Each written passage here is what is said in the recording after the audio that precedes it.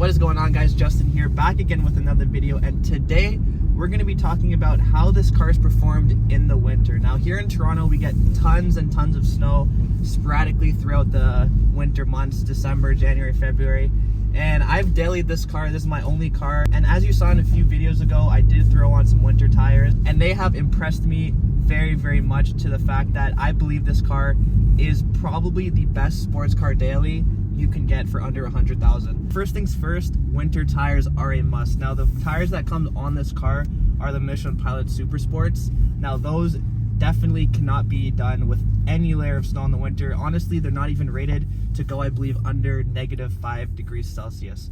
So first things first is getting yourself a pair of winter tires. Now, I went with the Nexen winter sport tires. They are definitely on the cheaper end of winter tires. They're not the Michelin X Sport Ice. The reason I ended up going with these Nexens is because I got a good deal with matching rims and wheels and install. I did go with that set, and let me tell you, they have been fantastic.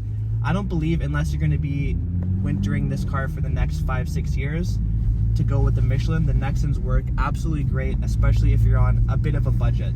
Now, the Nexens grip perfectly.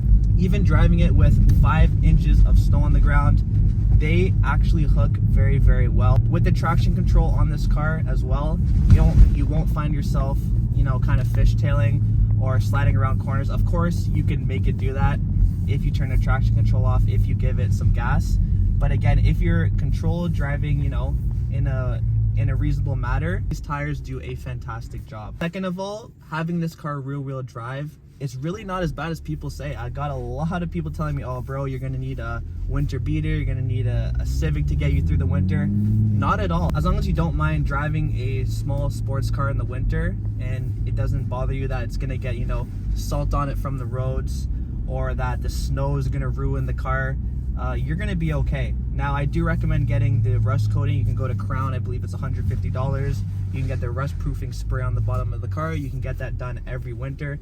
I definitely recommend doing that. Of course, PPF as well. That's gonna make sure you don't get any scratches or rock chips on the car. Especially in the winter, you're more vulnerable to get salt and rock chips. So that's definitely recommended as well. Now, the only thing that does really bother me about this car driving it in the winter, that it doesn't have the auto start from the key or from the app.